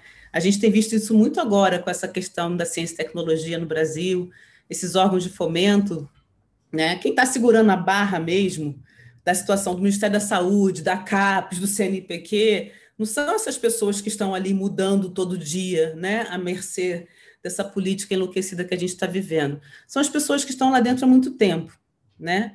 Que é quem segura realmente a situação. E eu acho que é ali, né, nessa gestão da política, que eu acho que a gente consegue ter alguma receptividade, né? E aí, e obviamente, eu acho que isso vai mudar muito. A gente está vendo realmente um momento muito, muito difícil de construir essa relação. Eu acho que... E aí eu acho que a gente está, acho que por isso, né, a sociedade civil organizada está tendo um papel muito importante, passando por seu terceiro ponto, que eu acho que a gente, na questão racial, eu tenho acompanhado muito a mobilização das organizações negras, não só. A primeira coisa foi o acesso ao dado raça-cor saiu do movimento negro, né? Foi uma mobilização forte, né, para que esses dados surgissem, veio primeiro da sociedade civil, né? A sociedade civil se associou muito também ao investimento social privado, de fundações que estão que apoiam, não só apoiam pesquisa, mas apoiam também a organização da sociedade civil, uma mobilização de produção de produção de dados e informações. Eu pego o exemplo, por exemplo, da CONAC, junto com a ISA, que foram quem produziram os dados sobre a morte dos quilombolas. Quem está produzindo informações sobre a população carcerária é a Infovírus e outros parceiros, são pesquisadores que estão se associando à sociedade civil, né, que tem militância nisso. Patrícia mesmo, a história que Patrícia estava, né, o texto que Patrícia nos apresentou agora. A produção de informação sistematizada sobre o que está acontecendo na pandemia está vindo agora de uma relação entre pesquisadores com sociedade civil que conseguem mobilizar, e muitas vezes o recurso não está vindo do federal, é governo que vem, é dinheiro de investimento social privado, né? Que está trazendo uma agenda, que está conseguindo botar recurso nessa agenda, né? Então, assim, a gente está meio que criando uma avaliação paralela, uma intervenção paralela, e o que está segurando, inclusive, a fome, né? A fome e a miséria está sendo combatida por essas instituições, né? Então, a gente realmente está vivendo um momento muito, muito atípico, né? Eu acho que a gente está... Então, o papel do cientista social hoje, acho que e acho que também, e aí eu acho que os outros campos, né, das ciências médicas, biológicas, estão vivendo uma experiência que a gente viveu, que a gente conhece mais a fundo do que eles, né? Assim, desse lugar um pouco, né, desprezado, de não reconhecimento, acho que é um lugar novo, né? E eu vejo um certo estranhamento de alguns colegas, né, de ser questionado, né, de ver o seu conhecimento científico questionado. Para a gente já não é uma coisa que a gente já lida de uma certa maneira, que para algumas áreas de conhecimento é uma novidade, né? Então, acho que isso também as pessoas questionarem o uso de máscara, né? Mas, cara, assim, né, tem quantidade de estudo científico que tem sobre isso, e aí eu acho que isso realmente é o lado ruim das redes sociais, né, do conhecimento imediato, né, que, como diz Bourdieu, né, aquele conhecimento imediato que a gente tem das coisas, que virou conhecimento que não é questionado, né? Que o Richard Parker tem chamado de epistemologia da ignorância, né? Exatamente, né? E ela se estendeu para as outras ciências. A gente falava sobre o desafio das ciências sociais, né? Separar o saber imediato do saber, né, das ciências humanas, do saber científico. Ela está se estendendo para a epidemiologia, né? Assim, um negócio realmente muito grave que a gente está vivendo, né? Mas acho que o meu pontapé aí para a nossa conversa. Patrícia. Bem, também acho super interessante todas as questões que a Márcia trouxe, né, concordo, acho que é isso mesmo. Eu queria falar, eu acho que né, também agradecer ao José Ricardo pela colocação das questões, acho que pegou coisas super interessantes, eu acho que essa questão, né, desse cenário de medo, esse cenário de incerteza, vinculado a essas inúmeras controvérsias, né, sobre máscara, sobre vacina, né, coisas que a gente não imaginava que aconteceriam, relacionada, né, junto com essa dimensão de uma uniformização dos riscos. E eu queria dizer que eu acho que, associada a essa dimensão da uniformização da gestão da pandemia, tem uma privatização do cuidado, que a gente está vendo particularmente agora nessa dimensão da pesquisa com idosos na rede Covid-19 Humanidades, né? Que, por sinal, um pouco respondendo também, já é sintomático nessa questão das ciências sociais frente ao âmbito científico no Brasil, que é o único projeto na área das ciências sociais financiado pelo Ministério da Ciência, Tecnologia e Inovação, né? Os restantes são projetos de outras áreas, né? Então, eu acho que isso é bastante importante. Nos últimos anos, perdemos, inclusive, as bolsas de iniciação científica do CNPq, né? Então, assim, é um cenário realmente muito contundente de desvalorização das ciências sociais. Mas acho que um pouco dessa questão também, né, nesse cenário de exclusão, acho que emerge uma resistência muito importante. Então, acho que tem aí boletins ciências sociais e coronavírus, da Unbox, da ABA, e inúmeras iniciativas de lives, podcasts, né? Houve uma expansão assim de podcasts produzidos por antropólogas, antropólogos no Brasil. Então tem aí um esforço dos cientistas sociais, das cientistas sociais em ocuparem o espaço público, chamando atenção para essas dimensões da pandemia. Queria voltar nessa questão da privatização do cuidado, exatamente nessa pesquisa com idosos, a gente vê que mesmo a população que é considerada, né, grupo de risco, ela não tem nenhuma política especializada de assistência, a não ser uma certa prioridade na própria vacinação, né? Então, a gente vê que a casa, exatamente, né, seguindo algumas outras pesquisas, vem se mostrando fundamental, né? A casa como uma infraestrutura de cuidado fundamental. Então, a gente está vendo, por exemplo, famílias se reconfigurando a unidade doméstica, filhos adultos voltando a habitar na mesma casa que os pais, né? Avós idosas voltando a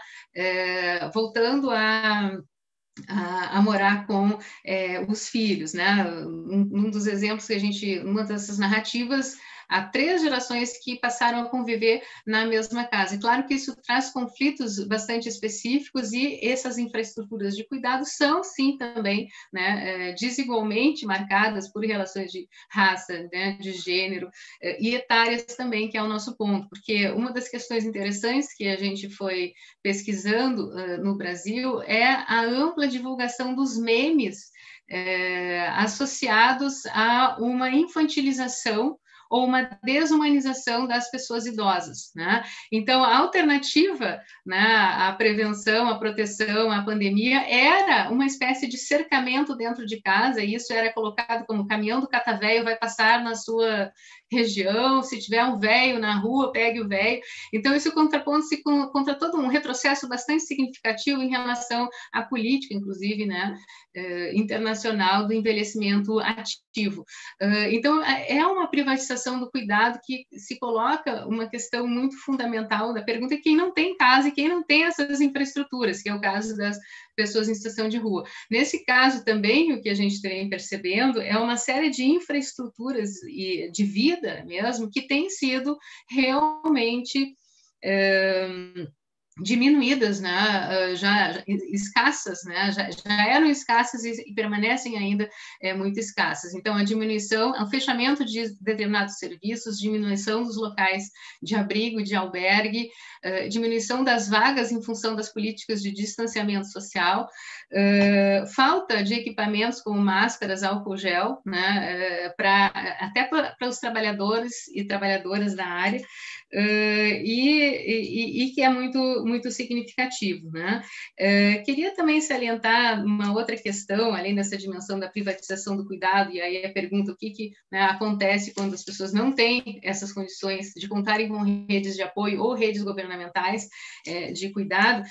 Ao mesmo tempo, a gente vê, e aí eu concordo muito com a Márcia, né, esse ponto das organizações sociais, ONGs, militantes, ativistas da área. Tem também uma pesquisa do Lucia Eubaum, da UF, também, Universidade Federal Fluminense, mostrando no Rio de Janeiro a importância dessa organização, né, nas favelas, como uma forma de resistência ao Estado, né? Não trabalhando com essa ideia de uma negligência estatal, mas uma forma de uma contraposição a essas políticas da morte, né? Essas políticas de exclusão. Na mesma direção, acho que um pouco a tentativa foi mostrar esse engajamento dessa rede bastante efetiva, que acho que inscreve uma memória política, né, de sofrimento e de morte.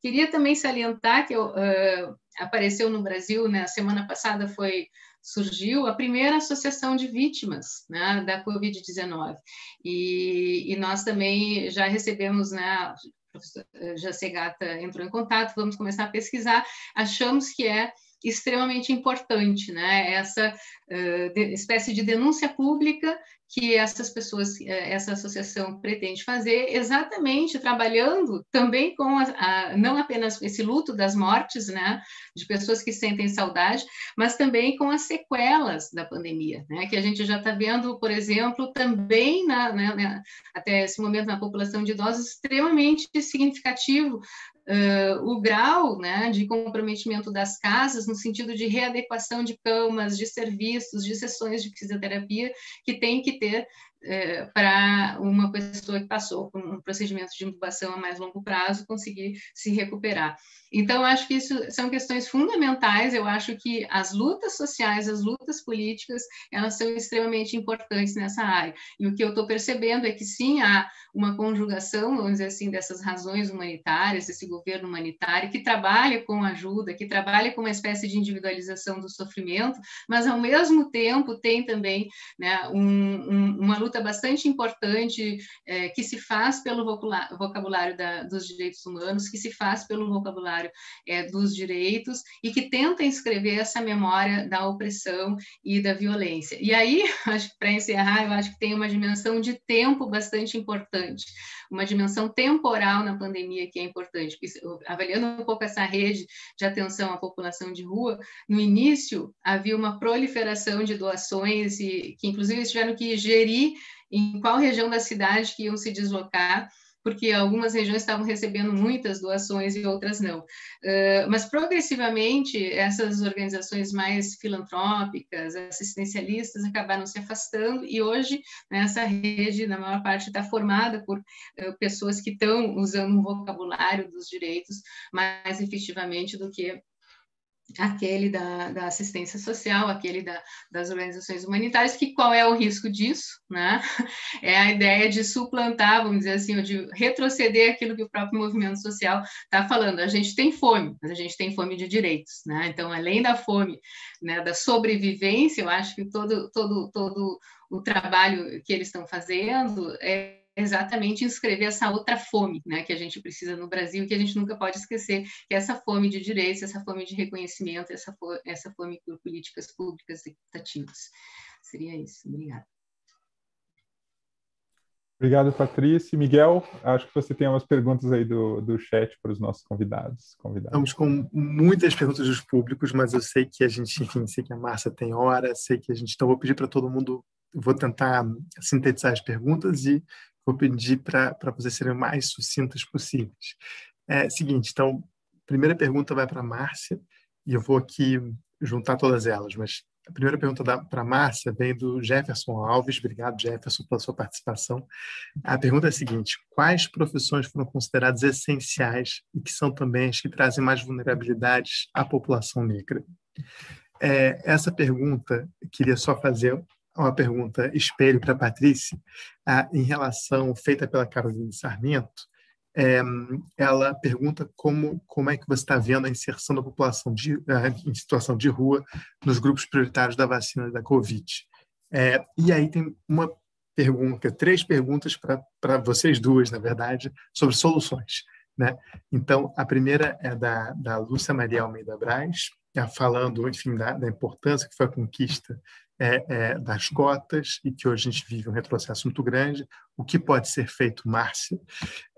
E complementando essa pergunta do que fazer, temos aqui uma pergunta do João Bill, de como é que podemos pensar o apoio preocupante ainda de grandes segmentos da população, o negacionismo e a necropolítica em ação.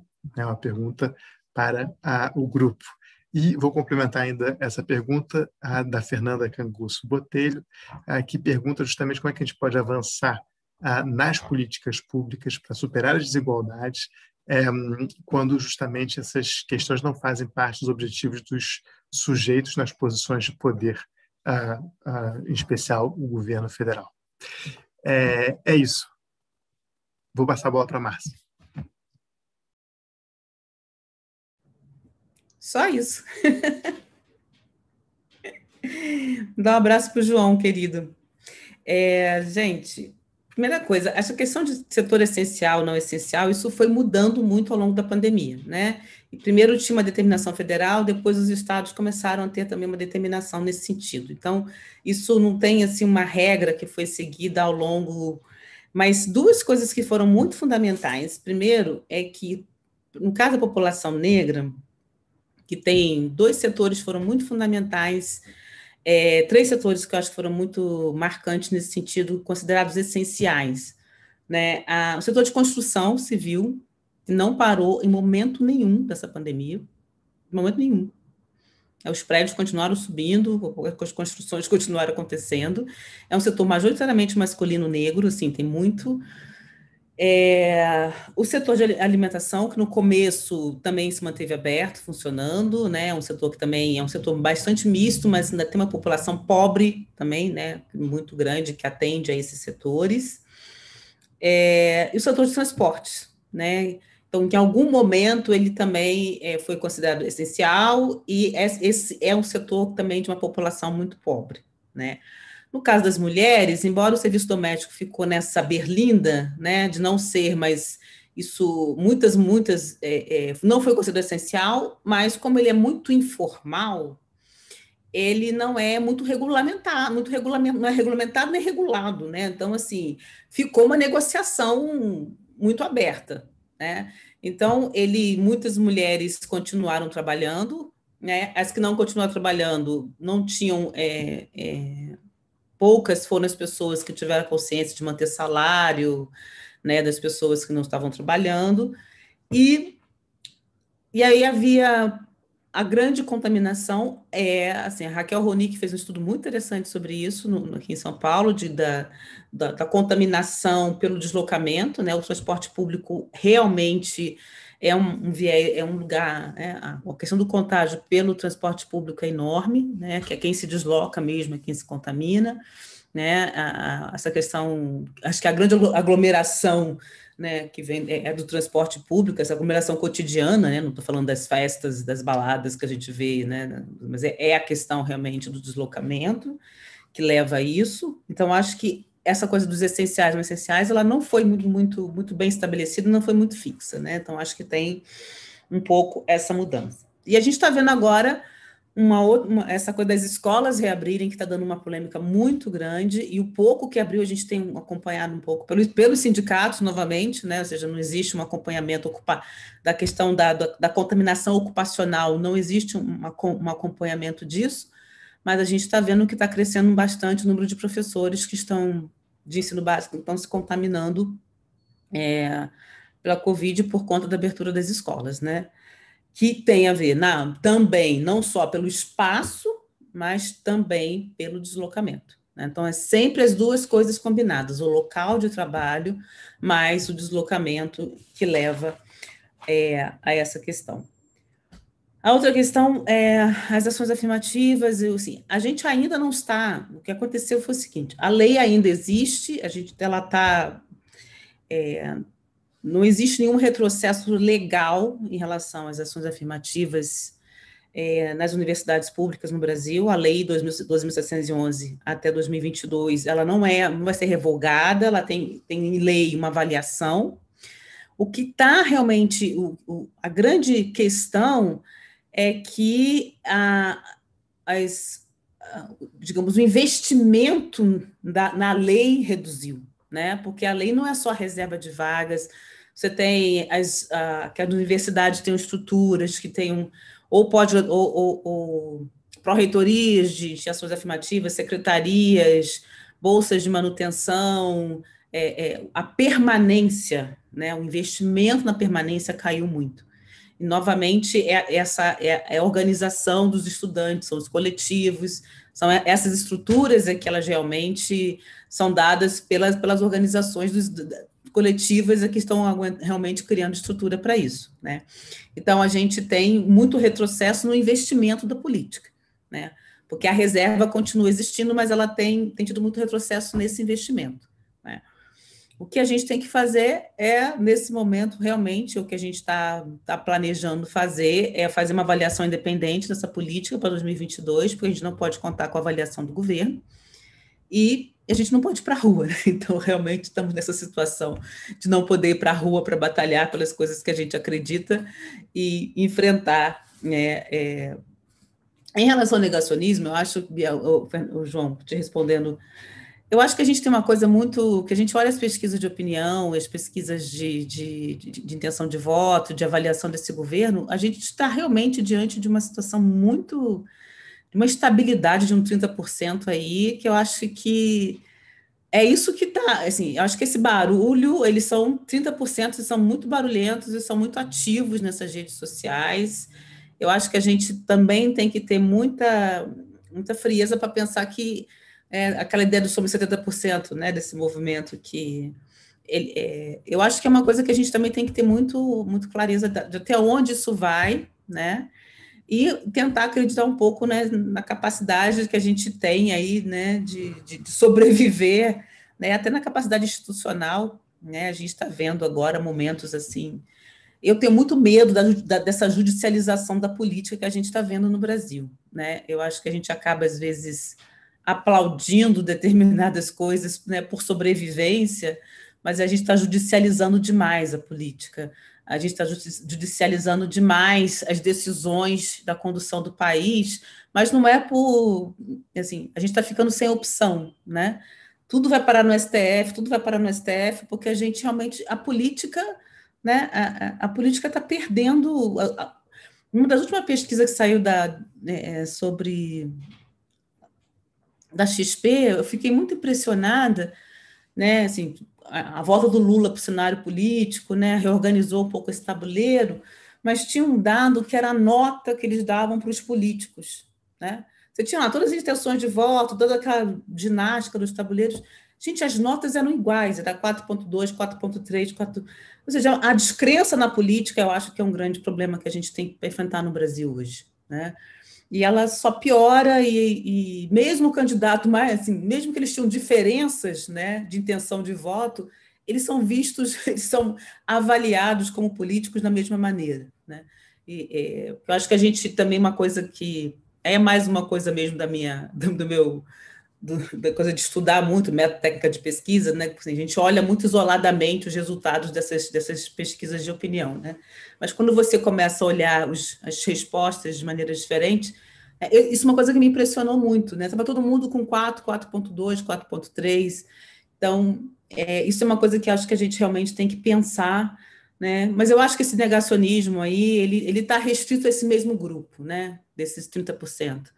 E a gente tem que reduzir esse grupo, né, e trabalhar para que eles se reduzam. Mas eu acho que essa é uma questão restrita, eu acho que é muito grande, acho que 30% é muita coisa.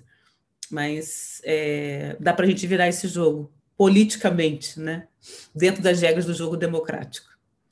Eu acho que eu encerro aqui a minha participação. Eu agradeço muitíssimo a todos vocês o convite. Foi um prazer enorme estar com vocês. E até uma próxima oportunidade. Obrigado, Márcia. Patrícia. Sim, então eu agradeço também as questões muito interessantes, desafiadoras, né? A Caroline, então, foi ótimo ter lembrado da vacinação, né? Eu acho que muito dessas conquistas, dessa luta política, foi a inclusão da população de rua como uma população prioritária na vacinação. Mas se vê também como, né, a publicação da notícia na internet também produz uma série de comentários também depreciativos. Por que eles? Eles não trabalham, né? Eles não fazem nada. Inclusive, isso também foi bem significativo, circulou também, né, em termos das redes, notícias que a população de rua não pegaria Covid, que não haveria nenhuma pessoa em situação de rua morta no Brasil. E isso aí depois passou um outro site daquelas, isso é fake news, há várias pessoas em situação de rua que já morreram por Covid-19, né? Mas então tem explicações culturalistas sendo colocadas em relação à população de rua, o risco da população. Eu acho que é muito interessante também ver transformar, né, esses pontos de vista em termos de uma explicação mais política. Eu acho que com relação a essas soluções, eu acho que algumas delas estão implicadas, né, acho que eu falei um pouco nessa apresentação, acho que uma rede de mobilização muito incrível, que no primeiro mês entregou ao prefeito municipal de Porto Alegre um plano de contingenciamento a população de rua na cidade de Porto Alegre, detalhando, né, todas as medidas que poderiam ser efetivadas, mas foi completamente ignorado. Então, essas ênfases, né, nesses estilos de vida e nessas práticas, né, infraestruturas de vida é fundamental para poder gerir. Então, essa participação também das próprias pessoas e esse entendimento que essas sugestões também contêm, né, racionalidades muito interessantes. Eu, com relação à ideia de como, né, talvez o João pergunta, esse debate bem interessante, mas como trabalhar com negacionismo, com essa necropolítica em ação, eu acho que uma das questões importantes é trabalhar antropologicamente. Vou falar um pouco dessa vertente. Eu acho que seria muito interessante fazer um trabalho mais específico, desenglobando o que a gente acha que é negacionismo ou política da morte. Então, por exemplo, com relação à população de rua, tem uma série de boatos, uma série de rumores que vão associar as máscaras a uma possível contaminação, ao álcool como estando contaminados. Mas olhando um pouco a essa história da relação da população de rua com a gestão, né, a gestão dessa população, a gestão dessa estatal, se vê uma série mesmo, né, de políticas de violência, de extermínio, de desassistência, e faz sentido, né, a inclusão, tem uma racionalidade ali que pode ser pesquisada como resultado de um ambiente de incerteza, como resultado de um ambiente de pânico, como resultado de um ambiente de medo, né? Então, mais do que dizer, bom, eles não sabem nada, não sabem que não estão, né, não são informados das últimas notícias sobre a ciência, é um pouco entender essas histórias incorporadas, né, dessa relação com o atendimento do Estado, com essa relação dos acontecimentos. Então, acho que se ganharia muito também tentando especificar melhor quais são esses pontos de cruzamento entre pessoas que não usam máscaras, pessoas que apoiam governos mais conservadores, pessoas que, de alguma forma, manifestam alguma religião. Isso é uma questão interessante, tem dois pesquisadores que estão trabalhando na rede sobre isso, Cauê Machado e Mariana Piccolotto, estão tentando ver, né,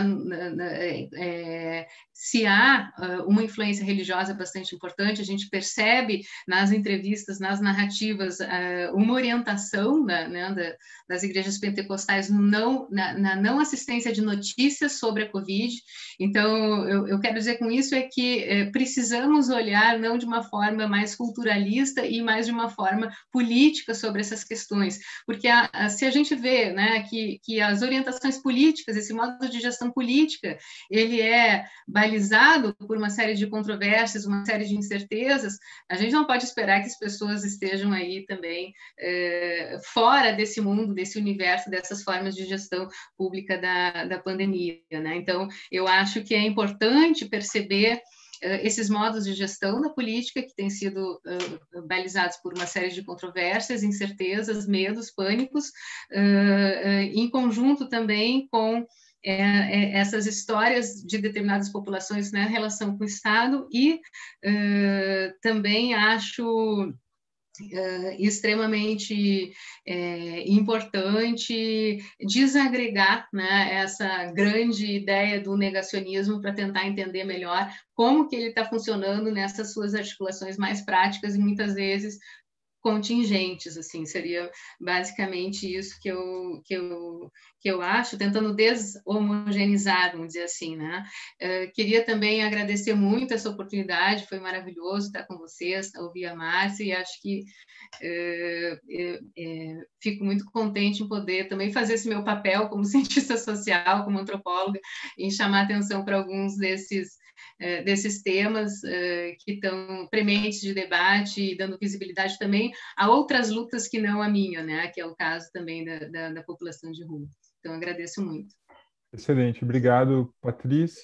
Eu acho que os trabalhos de hoje, os comentários do José Ricardo também demonstram não só a força da ciência social brasileira durante esse contexto tão problemático, mas também a importância do trabalho colaborativo nesse momento, né? Acho que só a nossa presença, o nosso grupo aqui hoje já é um sinal disso, mas também as próprias pesquisas que vocês apresentaram e o comentário do José Ricardo. Então, em nome do Brasil Leve e do IEPS, eu agradeço a vocês novamente, Márcia, Patrícia e José Ricardo, por esse magnífico e importante evento que abre nossa série sobre as ciências sociais brasileiras na pandemia, Foi uma grande alegria recebê-las e recebê-lo, e espero que em breve a gente possa se encontrar pessoalmente aqui em Princeton, tendo alguma esperança para o futuro. Ao pessoal de casa que está assistindo, obrigado aos que participaram no chat, obrigado aos que assistiram. Infelizmente, a gente não teve tempo para todas as perguntas, mas a gente espera que vocês continuem participando das atividades do Lab. Temos 2 eventos incríveis já agendados para a semana que vem. Na terça-feira, às 17h30 do Brasil, teremos um evento coordenado pela Lília Schwartz e pelo Pedro Meira Monteiro, com a grande Conceição Evaristo. Na quinta-feira, como o Miguel comentou, teremos o segundo evento da série do nosso painel, dessa vez com o Rudy Rocha, da FGV, a Márcia Castro, de Harvard, e o Tomás Fujiwara, nosso colega aqui de Princeton, sobre a capacidade de resposta do sistema de saúde brasileiro. Por favor, aos que estão assistindo em casa, se inscrevam no canal e ativem as notificações, e até a próxima. Obrigado, tchau, tchau.